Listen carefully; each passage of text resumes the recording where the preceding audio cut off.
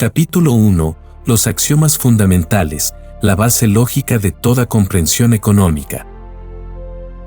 Para comprender cualquier economía, debemos comenzar con los axiomas fundamentales de la acción humana, porque toda actividad económica es, en última instancia, manifestación de acciones humanas individuales dirigidas hacia fines específicos. Este es el primer elemento de nuestra fórmula: reconocer que la economía no es un fenómeno mecánico que pueda ser medido como la velocidad de los planetas, sino un fenómeno praxeológico que debe ser comprendido a través de la lógica de la acción consciente. El axioma central es simple pero profundo: los seres humanos actúan. Actuar significa emplear medios para alcanzar fines que se valoran más que el estado presente. De este axioma se derivan lógicamente todas las categorías económicas: valor, precio, ganancia, pérdida, capital, interés, dinero, y todas las demás. No se trata de postulados empíricos que puedan ser refutados por observación, sino de verdades lógicas que son precondiciones necesarias para cualquier comprensión inteligible de la actividad económica. Cuando aplicamos este primer elemento de la fórmula, inmediatamente comprendemos por qué las economías planificadas centralmente están condenadas al fracaso. Si toda actividad económica surge de acciones individuales dirigidas hacia fines específicos, entonces cualquier sistema que elimine o coarte sistemáticamente la capacidad individual de actuar según juicios de valor personales eliminará la fuente misma de toda coordinación económica racional. La praxeología nos enseña que el valor es subjetivo e intransferible.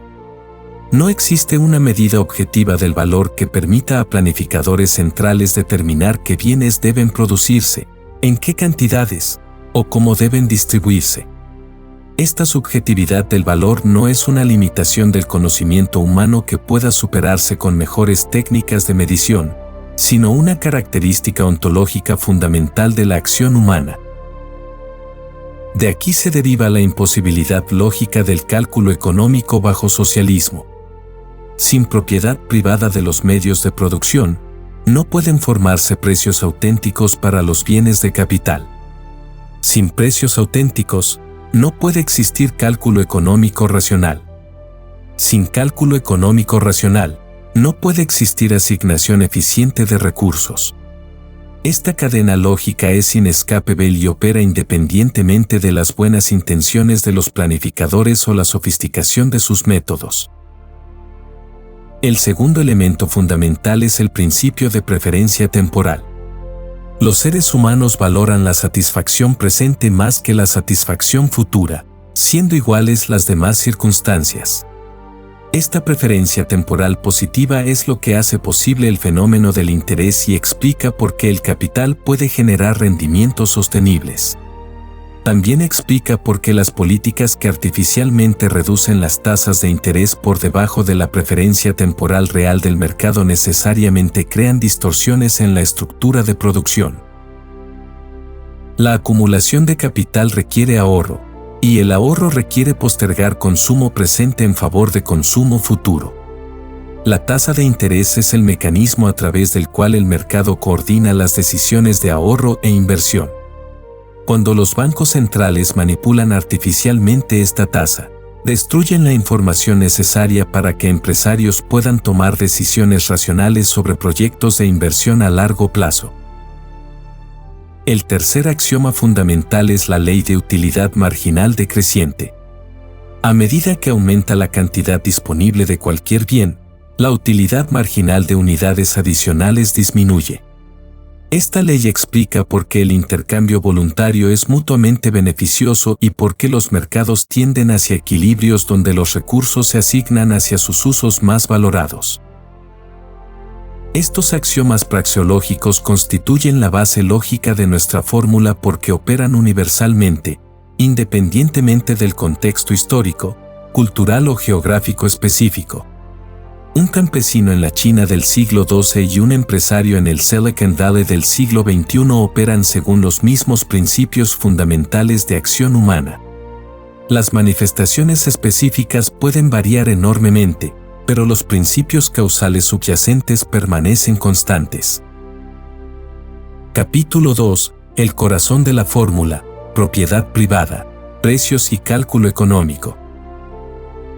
El segundo elemento central de nuestra fórmula para comprender cualquier economía reside en el análisis sistemático de tres instituciones interconectadas: propiedad privada, formación de precios y cálculo económico. Estas tres instituciones forman un sistema orgánico que determina fundamentalmente la capacidad de cualquier sociedad para coordinar actividad económica compleja y generar prosperidad sostenible. La propiedad privada no es simplemente una convención social o una institución política arbitraria, sino una precondición lógica necesaria para cualquier coordinación económica racional. Cuando digo propiedad privada, me refiero específicamente al derecho exclusivo de controlar y disponer de recursos específicos, incluyendo crucialmente los medios de producción. Sin esta exclusividad, no puede existir responsabilidad económica real, y sin responsabilidad económica real, no pueden existir incentivos apropiados para el uso eficiente de recursos escasos. Consideremos lógicamente qué sucede cuando la propiedad de los medios de producción es colectiva o estatal. En tal sistema, ningún individuo específico enfrenta las consecuencias completas de decisiones económicas incorrectas, ni recibe los beneficios completos de decisiones económicas acertadas. Esta disociación entre decisión y consecuencia elimina sistemáticamente los incentivos para optimizar el uso de recursos. No se trata de que las personas se vuelvan menos inteligentes o menos motivadas bajo socialismo, sino de que la estructura institucional elimina la información y los incentivos necesarios para tomar decisiones racionales. Pero la propiedad privada por sí sola no es suficiente. Debe existir también la libertad de intercambio voluntario, porque es precisamente a través del intercambio que emergen los precios de mercado. Los precios no son números arbitrarios asignados por autoridades, sino expresiones condensadas de información sobre escasez relativa, preferencias subjetivas y posibilidades técnicas de producción. Un precio de mercado genuino surge únicamente cuando propietarios legítimos intercambian voluntariamente derechos de propiedad exclusivos. Cada transacción revela información sobre el valor relativo que las partes asignan a los bienes intercambiados. Esta información se propaga a través del sistema de precios, permitiendo que millones de individuos coordinen sus acciones sin necesidad de comunicación directa o planificación central. La magia del sistema de precios radica en su capacidad para procesar y transmitir información que ninguna mente individual o computadora podría manejar centralizadamente. Cuando el precio del cobre sube en Londres, instantáneamente señala a productores en Chile que deben expandir producción, a consumidores en todo el mundo que deben economizar en el uso de cobre, y a empresarios en todas partes que deben buscar sustitutos más económicos. Esta coordinación ocurre automáticamente, sin que nadie tenga que comprender el sistema completo. El cálculo económico es la aplicación de este sistema de precios para evaluar la eficiencia relativa de diferentes usos alternativos de recursos. Los empresarios comparan constantemente costos y beneficios expresados en términos monetarios, tomando decisiones sobre qué producir, cómo producir y para quién producir. Las ganancias y pérdidas empresariales son el mecanismo a través del cual el mercado premia el uso eficiente de recursos y castiga el desperdicio. Aquí llegamos al corazón de por qué el socialismo es imposible lógicamente. Sin propiedad privada de medios de producción, no pueden formarse precios auténticos para bienes de capital. Sin precios auténticos para bienes de capital, no puede existir cálculo económico racional. Sin cálculo económico racional, no existe forma de determinar si una inversión específica aumenta o disminuye la riqueza social total. Los planificadores socialistas pueden intentar imitar precios de mercado, pero tales imitaciones carecen del contenido informacional de precios genuinos porque no surgen de intercambios reales entre propietarios auténticos. Es como si trataran de navegar usando un mapa que describe un territorio completamente diferente. No importa cuán inteligentes o bien intencionados sean los planificadores, sin la información que solo pueden proporcionar los precios de mercado genuinos, navegarán a ciegas.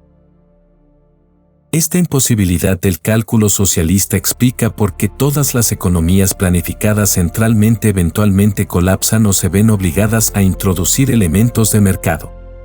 No es cuestión de encontrar los planificadores correctos o las técnicas de planificación apropiadas, es una imposibilidad lógica fundamental que ninguna cantidad de buenas intenciones o sofisticación técnica puede superar. Cuando aplicamos este elemento de nuestra fórmula a cualquier economía real, inmediatamente podemos diagnosticar su salud fundamental observando el grado en que permite propiedad privada genuina, intercambio voluntario y formación libre de precios. Cuanto más una economía se desvía de estos principios, más disfuncional necesariamente se vuelve. Capítulo 3. Diagnóstico de distorsiones, la teoría austríaca del ciclo económico. Llegamos ahora al tercer elemento crucial de nuestra fórmula, la comprensión sistemática de cómo las intervenciones monetarias crean ciclos artificiales de auge y colapso que caracterizan a las economías modernas. Esta teoría del ciclo económico no es simplemente una entre muchas explicaciones posibles de las fluctuaciones económicas, sino la única explicación que deriva lógicamente de los principios fundamentales de la acción humana y que puede predecir tanto el momento como la naturaleza de las crisis económicas.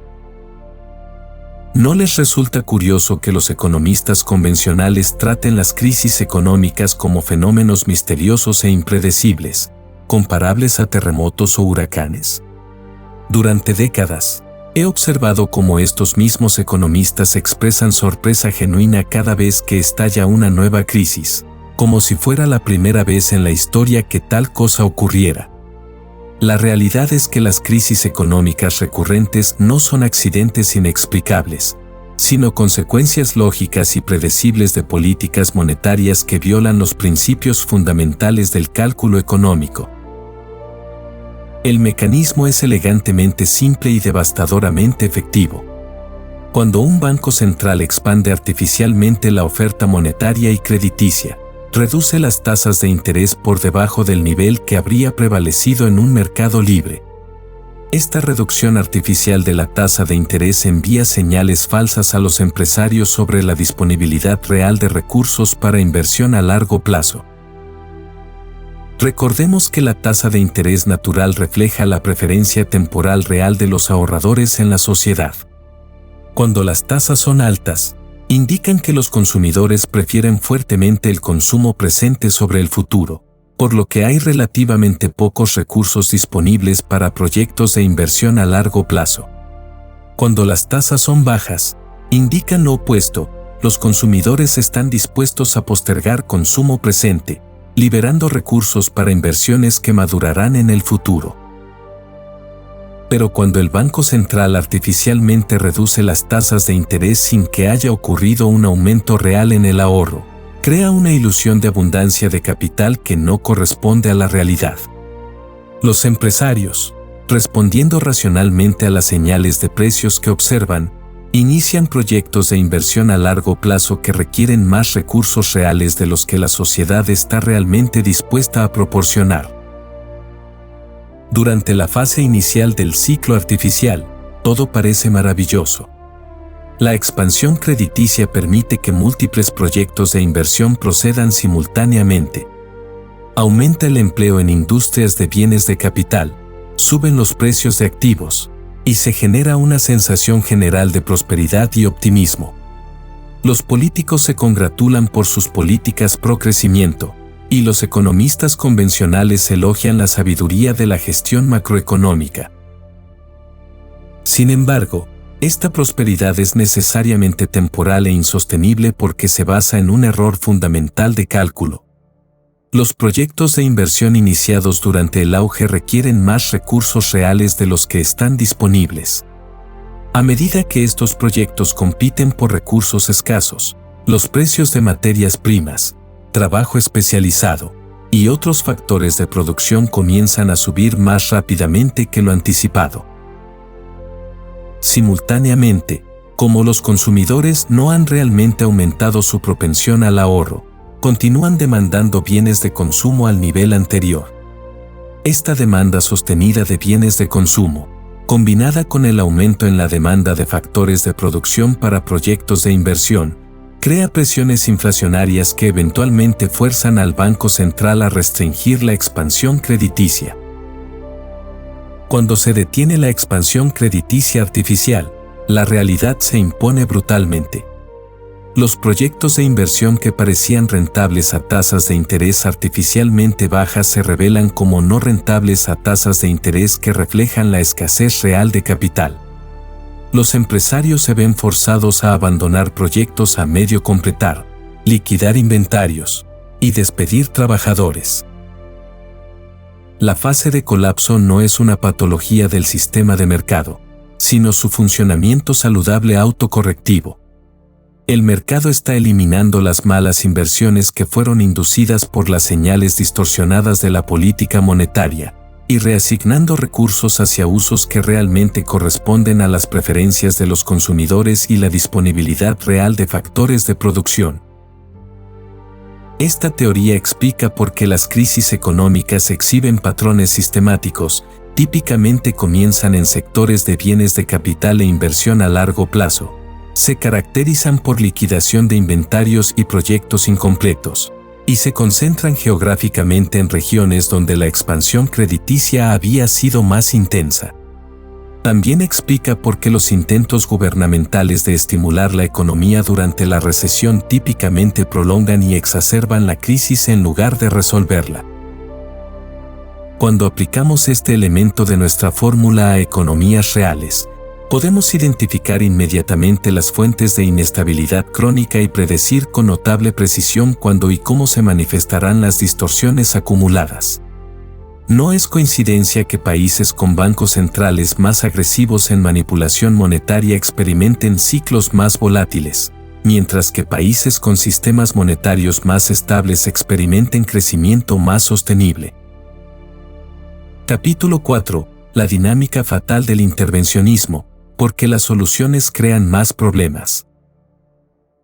El cuarto elemento de nuestra fórmula revela uno de los aspectos más importantes y menos comprendidos de la economía política moderna, la dinámica por la cual el intervencionismo moderado evoluciona inexorablemente hacia control total de la economía. Esta no es una predicción política especulativa, sino una consecuencia lógica de la naturaleza misma de la intervención gubernamental en procesos de mercado. Definamos precisamente qué entendemos por intervencionismo. No me refiero a la provisión gubernamental de ciertos servicios o a la regulación de actividades específicas, sino a la interferencia sistemática con el mecanismo de formación de precios que coordina la actividad económica. El intervencionismo, en sentido técnico, ocurre cuando el gobierno impone precios diferentes a los que habrían prevalecido en intercambio voluntario, ya sea a través de controles directos de precios, subsidios, impuestos discriminatorios o regulaciones que alteran fundamentalmente las condiciones de competencia.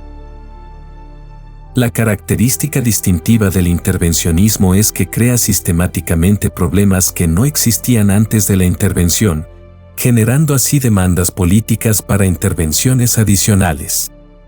Esta dinámica no es accidental sino lógicamente inevitable, porque la intervención distorsiona los mecanismos de retroalimentación que normalmente corrigen desequilibrios económicos. Consideremos el ejemplo paradigmático del control de precios. Cuando el gobierno establece un precio máximo por debajo del precio de mercado para un bien específico, necesariamente crea escasez de ese bien. La escasez no es un efecto secundario lamentable del control de precios, es su consecuencia lógica directa. Al precio artificialmente bajo, la cantidad demandada excede la cantidad ofrecida, creando un déficit que no puede resolverse a través del mecanismo normal de ajuste de precios.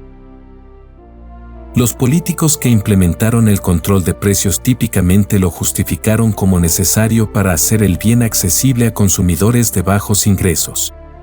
Pero el resultado real es exactamente el opuesto. El bien se vuelve inaccesible para todos excepto aquellos afortunados de estar en el lugar correcto en el momento correcto, o aquellos dispuestos a pagar precios de mercado negro significativamente superiores al precio legal.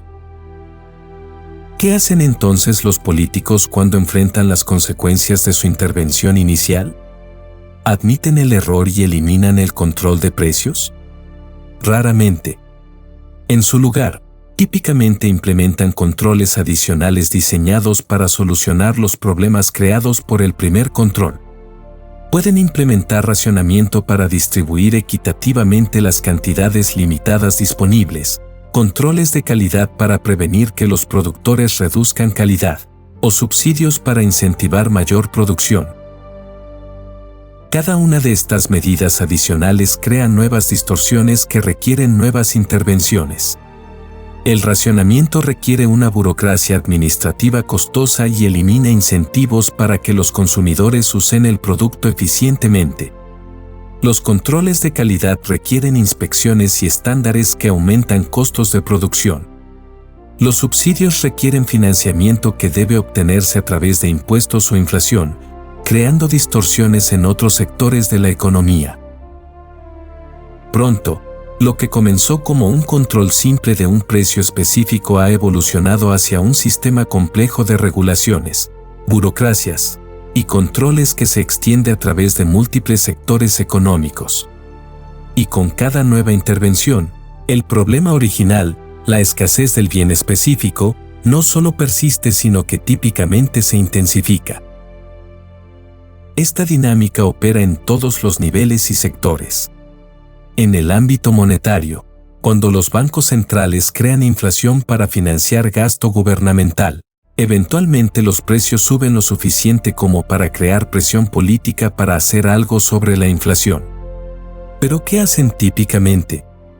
En lugar de detener la expansión monetaria que causa la inflación, implementan controles de precios y salarios que crean escaseces masivas y distorsiones económicas aún peores.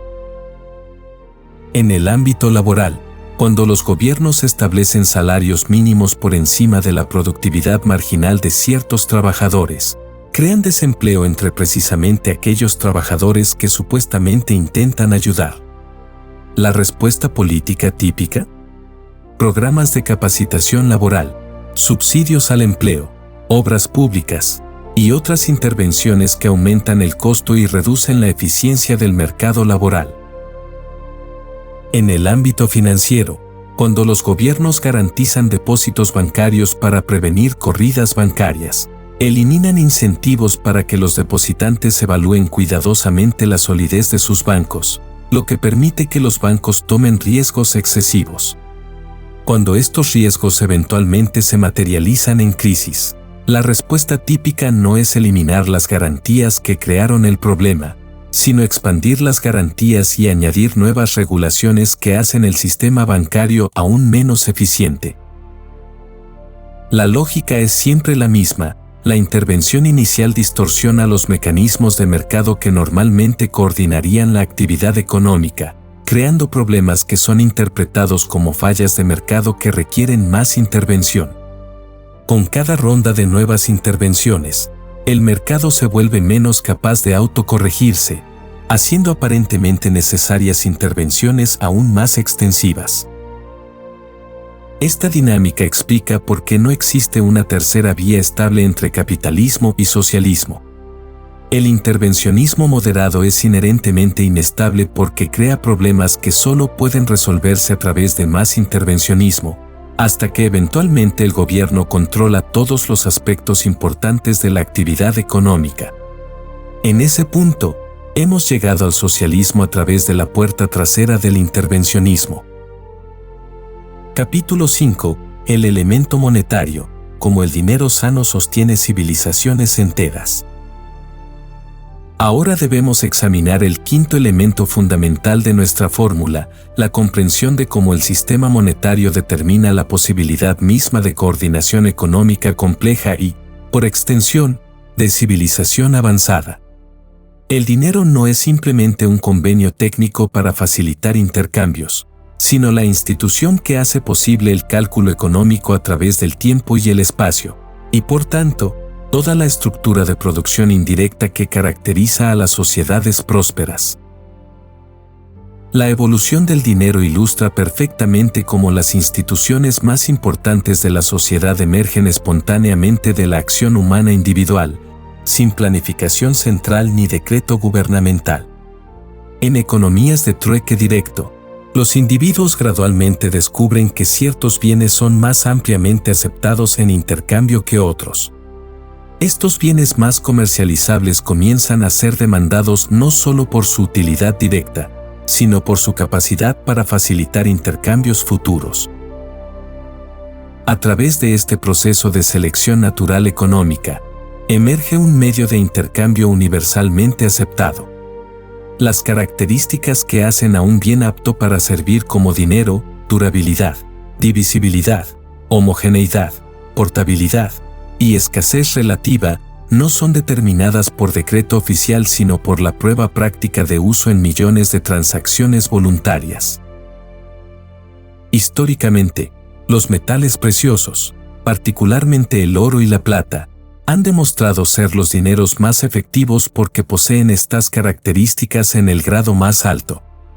El oro es prácticamente indestructible, perfectamente divisible, homogéneo en calidad, relativamente fácil de transportar en valores altos, y, crucialmente, su oferta no puede expandirse arbitrariamente según caprichos políticos. Esta última característica es fundamental para comprender por qué el dinero sano es prerequisito para prosperidad sostenible. Cuando la oferta monetaria es relativamente estable y predecible, los precios monetarios proporcionan información confiable sobre escasez relativa y preferencias del consumidor. Los empresarios pueden hacer cálculos económicos racionales sobre proyectos a largo plazo porque tienen confianza razonable de que las unidades monetarias mantendrán su poder adquisitivo aproximadamente constante. Contrastemos esto con sistemas de dinero fiduciario donde gobiernos pueden expandir la oferta monetaria arbitrariamente. Bajo tales sistemas, los precios pierden su función informacional porque reflejan no solo cambios en condiciones económicas reales, sino también cambios en la política monetaria. Los empresarios no pueden distinguir entre aumentos de precios que señalan mayor escasez real y aumentos que simplemente reflejan dilución monetaria. La inflación monetaria, definida correctamente como expansión de la oferta monetaria, no como aumento de precios, es particularmente destructiva porque opera como un impuesto oculto que redistribuye riqueza de manera sistemática pero invisible. Cuando nuevos saldos monetarios se inyectan en la economía, no llegan simultáneamente a todos los participantes económicos. Los primeros receptores, típicamente gobiernos, bancos y sus clientes preferidos, pueden gastar este nuevo dinero a precios que aún no han ajustado a la mayor oferta monetaria. Pero ¿qué sucede con aquellos que reciben el nuevo dinero más tarde en la cadena de transmisión? Para cuando llega a sus manos, los precios ya han comenzado a subir, reduciendo su poder adquisitivo real. Los últimos en recibir el nuevo dinero, típicamente pensionados con ingresos fijos, trabajadores no sindicalizados y pequeños ahorradores, enfrentan precios más altos sin haber recibido beneficio alguno de la expansión monetaria inicial. Este efecto redistributivo de la inflación es sistemático y predecible, no accidental. La inflación siempre transfiere riqueza de aquellos económicamente menos conectados políticamente hacia aquellos con mejor acceso al sistema bancario y gubernamental. No es sorprendente que los gobiernos favorezcan inflación como método de financiamiento, les permite extraer recursos de la sociedad sin la transparencia política de impuestos directos. Pero los efectos destructivos de sistemas monetarios inflacionarios van mucho más allá de esta redistribución oculta. La incertidumbre sobre el poder adquisitivo futuro del dinero acorta los horizontes temporales de planificación económica. ¿Por qué construir una fábrica que requiere décadas para amortizarse si no puedes predecir qué valdrá tu inversión en términos de poder adquisitivo real? Esta incertidumbre monetaria desincentiva particularmente la formación de capital a largo plazo, que es precisamente lo que distingue economías prósperas de economías estancadas. Las sociedades prósperas se caracterizan por estructuras de producción indirectas complejas donde bienes de consumo final son producidos a través de múltiples etapas intermedias de producción. Estas estructuras complejas solo son posibles cuando existe confianza en la estabilidad del medio de cálculo económico. Observen cómo países con historial de inflación crónica típicamente sufren de subdesarrollo persistente, no porque carezcan de recursos naturales o capital humano, sino porque la inestabilidad monetaria hace imposible la planificación económica racional a largo plazo. Los empresarios en tales países se concentran en actividades especulativas de corto plazo en lugar de inversiones productivas que requieren décadas para madurar. El patrón oro clásico del siglo XIX proporcionó el dinero más sano que el mundo había conocido. Y no es coincidencia que ese periodo haya presenciado la mayor explosión de progreso tecnológico, crecimiento económico y mejoramiento en estándares de vida en la historia humana. La estabilidad monetaria proporcionada por el oro permitió cálculo económico preciso a través de décadas, haciendo posibles los masivos proyectos de infraestructura, desarrollo industrial y acumulación de capital que transformaron el mundo. Cuando aplicamos este elemento de nuestra fórmula a cualquier economía, inmediatamente podemos evaluar sus perspectivas de prosperidad a largo plazo examinando la solidez de su sistema monetario. Economías con dinero sano inevitablemente superan a economías con sistemas monetarios inflacionarios, no por accidente sino por necesidad lógica.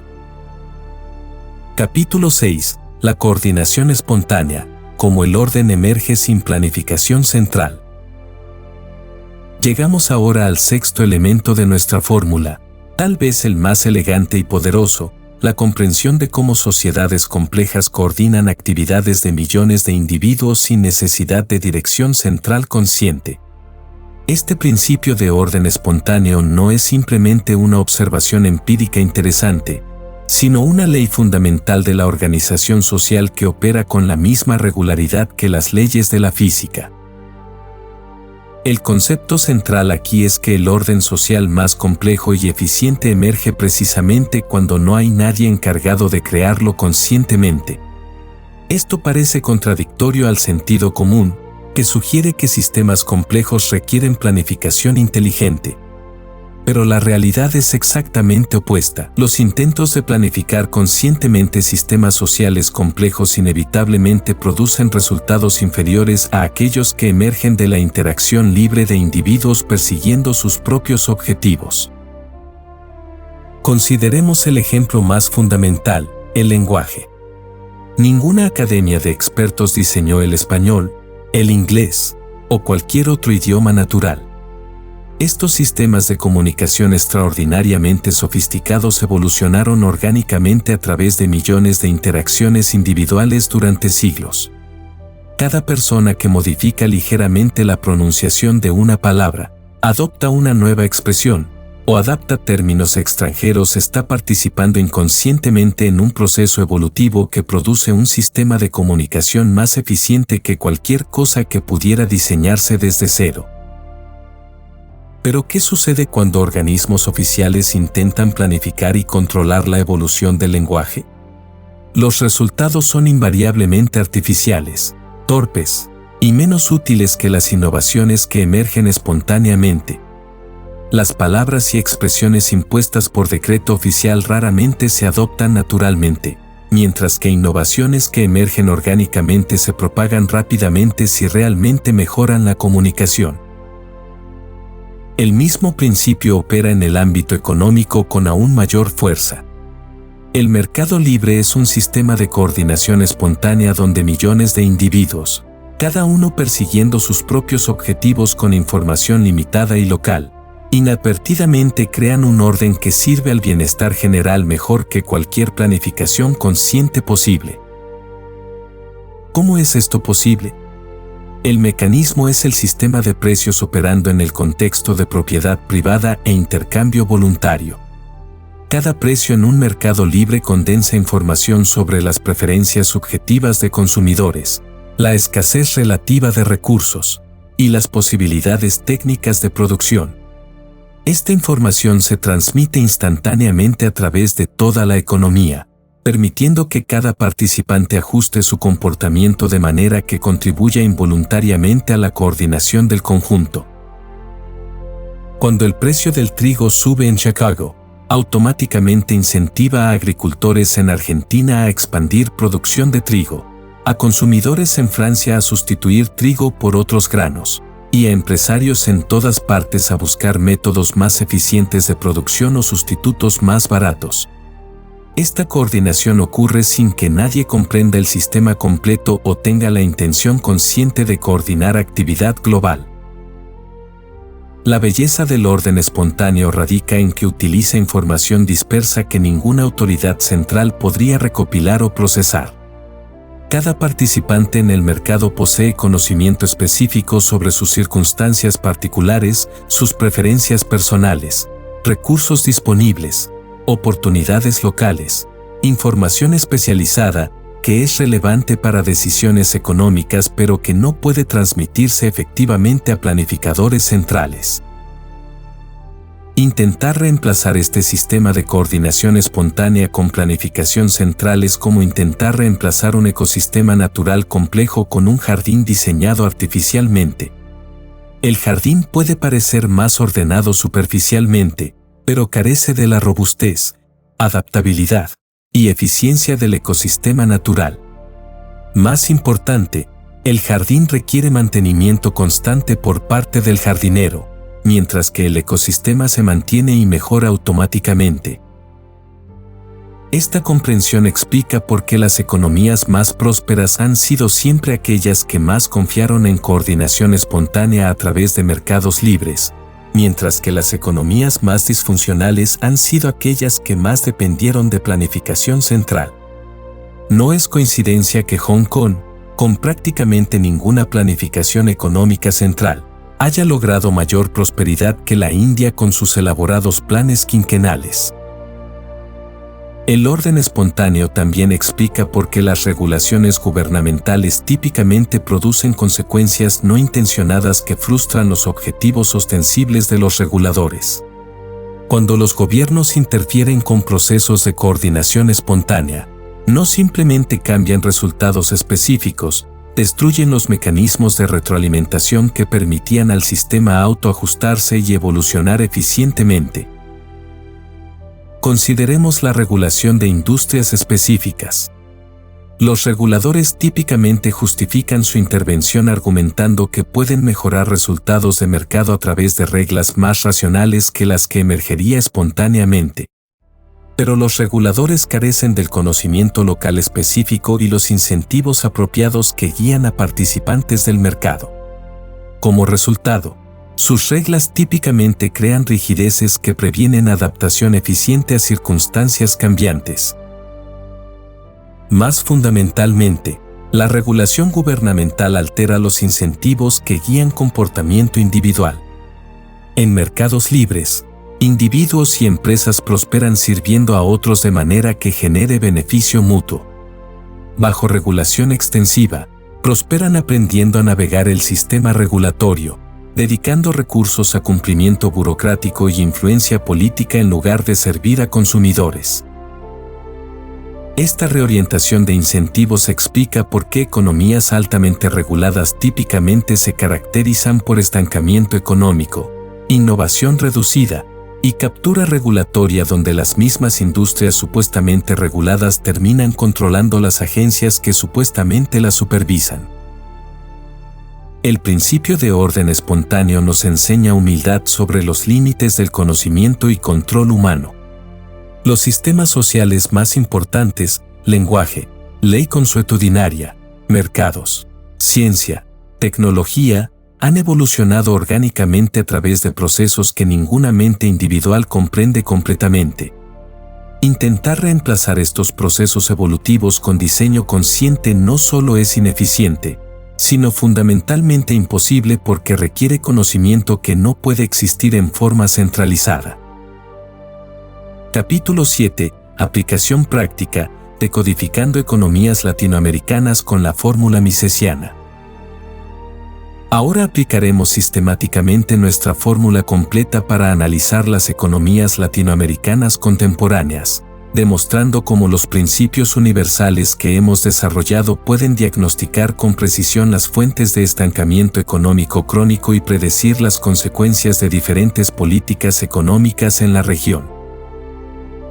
América Latina proporciona un laboratorio perfecto para probar nuestra fórmula porque la región ha experimentado prácticamente todas las variantes posibles de intervencionismo económico durante el último siglo: populismo redistributivo, sustitución de importaciones, planificación central parcial, nacionalizaciones masivas, controles de capital, múltiples episodios de hiperinflación y ciclos repetidos de expansión fiscal seguida de crisis de deuda. Si nuestra fórmula es válida, debería explicar no solo por qué estas políticas fracasaron sistemáticamente, sino también por qué ciertos países que se adhirieron más consistentemente a principios de mercado libre lograron mejor desempeño. Comencemos con el análisis de Venezuela, que representa tal vez el caso más dramático de colapso económico inducido por políticas en la historia moderna. Aplicando el primer elemento de nuestra fórmula, los axiomas de la acción humana, inmediatamente comprendemos que la destrucción de la economía venezolana no fue resultado de factores externos como caída de precios petroleros o sabotaje económico, sino consecuencia lógica inevitable de políticas que violaron sistemáticamente los principios fundamentales de coordinación económica. El gobierno venezolano implementó controles extensivos de precios que eliminaron las señales informacionales necesarias para asignación eficiente de recursos. Cuando los precios no pueden ajustarse libremente para reflejar escasez relativa y preferencias del consumidor, el resultado inevitable es descoordinación masiva, escasez de bienes esenciales coexistiendo con excesos de bienes que nadie demanda al precio oficial. Aplicando el segundo elemento, propiedad privada y cálculo económico, vemos que las nacionalizaciones masivas de empresas productivas eliminaron los incentivos para mantenimiento y expansión de capacidad productiva. Sin propietarios privados que enfrenten personalmente las consecuencias de decisiones económicas, las empresas estatizadas inevitablemente se caracterizan por ineficiencia creciente, mantenimiento diferido y eventual deterioro de activos físicos. El tercer elemento, teoría del ciclo económico, explica cómo la expansión monetaria masiva para financiar gasto gubernamental creó distorsiones insostenibles en la estructura de producción. La inflación resultante no fue simplemente un efecto secundario lamentable, sino la manifestación necesaria de un sistema donde el gobierno intentaba consumir más recursos de los que la economía podía producir sosteniblemente. El cuarto elemento, dinámica del intervencionismo, revela por qué cada solución implementada para problemas económicos en Venezuela solo exacerbó la crisis. Los controles de precios crearon escasez, que llevó a racionamiento, que creó mercados negros, que llevó a controles más estrictos, en una espiral descendente que culminó en colapso económico total. Contrastemos este análisis con el caso de Chile, que durante las últimas décadas del siglo XX implementó reformas que se alinearon más consistentemente con principios de mercado libre. La liberalización de precios permitió que las señales de mercado coordinaran actividad económica eficientemente. La protección de derechos de propiedad incentivó inversión y mantenimiento de capital. La disciplina monetaria previno los ciclos inflacionarios que han plagado a otros países de la región. Colombia presenta un caso intermedio interesante. Durante periodos cuando se adhirió más consistentemente a políticas de mercado libre, particularmente en las décadas de 1990 y 2000, experimentó crecimiento sostenible y estabilidad macroeconómica. Sin embargo, cuando incrementó intervencionismo gubernamental y gasto fiscal expansivo, comenzó a experimentar mayor volatilidad económica y menor crecimiento de productividad. Brasil ilustra perfectamente la dinámica del intervencionismo que describimos en el cuarto elemento de nuestra fórmula. Durante décadas, Brasil ha oscilado entre periodos de liberalización moderada seguidos por regresiones hacia mayor intervencionismo estatal. Cada ciclo de expansión del papel gubernamental ha culminado en crisis que eventualmente forzaron reformas hacia menor intervención, solo para ver el patrón repetirse cuando nueva generación de políticos promete que esta vez el intervencionismo funcionará correctamente. Argentina proporciona el ejemplo más claro de cómo la inestabilidad monetaria destruye las bases para crecimiento económico a largo plazo. Durante el siglo XX, Argentina experimentó múltiples episodios de hiperinflación, controles de capital, default de deuda y confiscación de ahorros privados. El resultado predecible ha sido una economía caracterizada por inversión a corto plazo, fuga de capitales y estancamiento de productividad.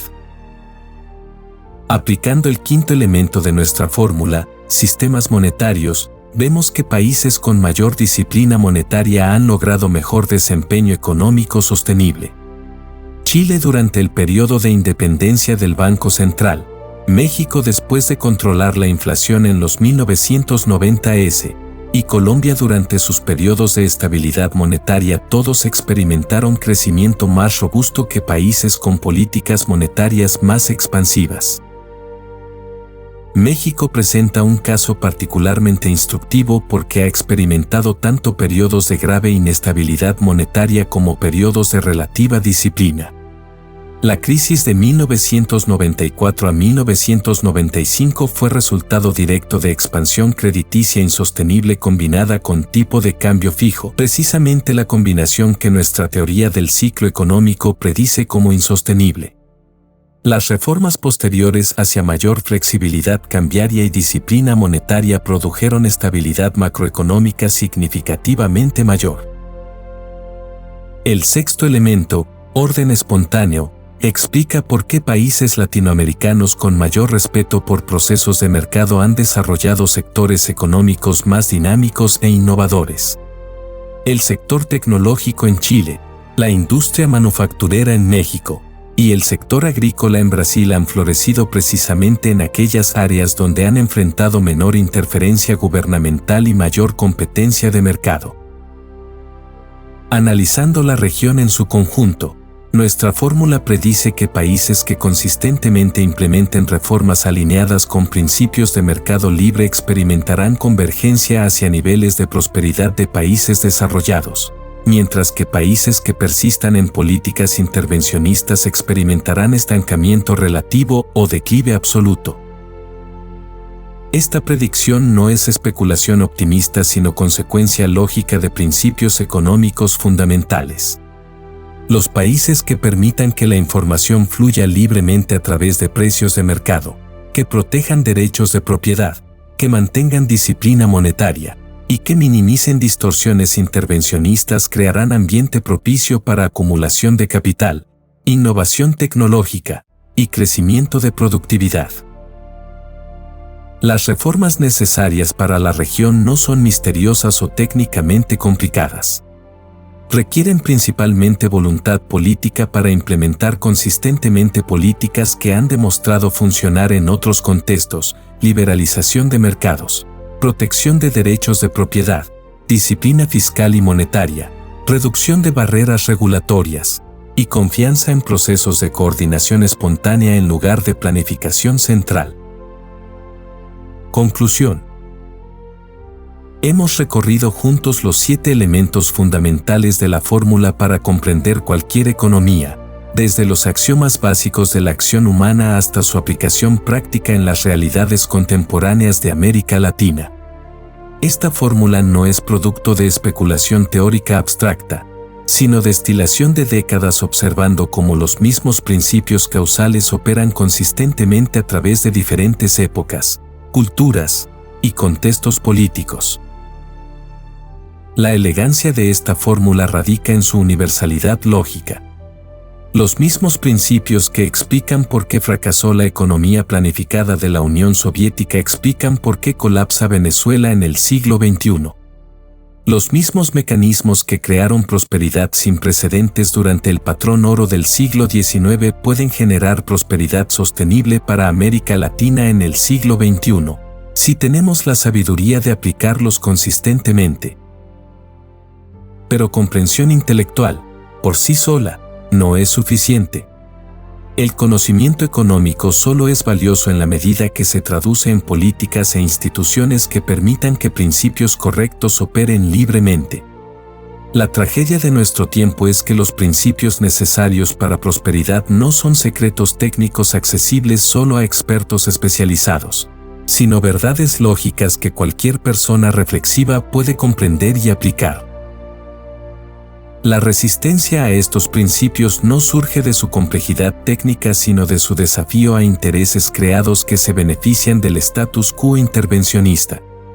Políticos que derivan poder de controlar actividad económica, burócratas cuyas carreras dependen de regulaciones complejas, empresarios que prefieren protección gubernamental sobre competencia de mercado, e intelectuales que justifican teóricamente la expansión del poder estatal. Todos estos grupos tienen incentivos para resistir reformas hacia mayor libertad económica, independientemente de los beneficios que tales reformas generarían para la sociedad en general. Esta es la razón por la cual el progreso hacia políticas económicas más racionales típicamente requiere crisis suficientemente severas como para quebrar la resistencia de estos intereses creados. Las crisis económicas, por dolorosas que sean, cumplen la función social crucial de demostrar inequívocamente el fracaso de políticas intervencionistas, creando oportunidades políticas para reformas que serían imposibles en circunstancias normales. América Latina se encuentra precisamente en tal momento. Las consecuencias devastadoras de décadas de intervencionismo han creado condiciones políticas donde poblaciones previamente escépticas están dispuestas a considerar alternativas que antes habrían rechazado como demasiado radicales. La crisis venezolana, en particular, ha servido como advertencia dramática sobre hacia dónde conduce inevitablemente la lógica del socialismo del siglo XXI. Pero las crisis también crean peligros. Cuando las poblaciones sufren económicamente, pueden ser tentadas por demagogos que prometen soluciones rápidas a través de aún más intervencionismo estatal. La historia está llena de países que respondieron a crisis económicas eligiendo líderes que prometían soluciones que solo exacerbaron los problemas subyacentes. Por eso es crucial que suficientes personas comprendan los principios fundamentales que hemos explorado hoy. Solo cuando una masa crítica de ciudadanos, empresarios, intelectuales y líderes políticos comprenda por qué ciertos principios económicos funcionan y otros fracasan, existirá base política sólida para reformas sostenibles hacia mayor libertad económica. La fórmula que hemos desarrollado proporciona las herramientas intelectuales necesarias para esta comprensión. Cuando enfrenten propuestas de nuevas políticas económicas, apliquen sistemáticamente estos elementos. ¿La política respeta los axiomas fundamentales de la acción humana? ¿Fortalece o debilita instituciones de propiedad privada y intercambio voluntario? ¿Contribuye a o interfiere con el proceso de formación libre de precios? ¿Facilitará o distorsionará cálculo económico racional? ¿Aumentará o reducirá la estabilidad del sistema monetario? ¿Permitirá que emerja orden espontáneo o intentará reemplazarlo con planificación consciente? Estas preguntas les permitirán evaluar cualquier propuesta política con claridad científica, independientemente de la retórica emotiva o las promesas grandiosas que puedan acompañarla. La verdad económica no depende de intenciones políticas sino de conformidad con principios lógicos que operan independientemente de nuestros deseos. Tengo confianza en que, eventualmente, estos principios prevalecerán, no porque sean políticamente convenientes sino porque corresponden a la realidad de la naturaleza humana y las leyes de coordinación social. La historia demuestra que sociedades que se alinean con estos principios prosperan, mientras que sociedades que los violan se estancan o colapsan. Esta no es predicción optimista sino consecuencia lógica inevitable. Su tarea ahora es difundir esta comprensión, aplicarla en sus propias decisiones económicas, y exigir que sus líderes políticos implementen políticas consistentes con principios que realmente funcionan. El futuro económico de América Latina depende de cuántos ciudadanos comprendan y actúen según esta fórmula para entender cualquier economía. La ciencia económica correcta no es cuestión de opinión sino de lógica. La prosperidad no es cuestión de suerte sino de instituciones apropiadas. El futuro no está predeterminado sino sujeto a las decisiones que tomemos hoy sobre qué principios guiarán nuestras sociedades mañana.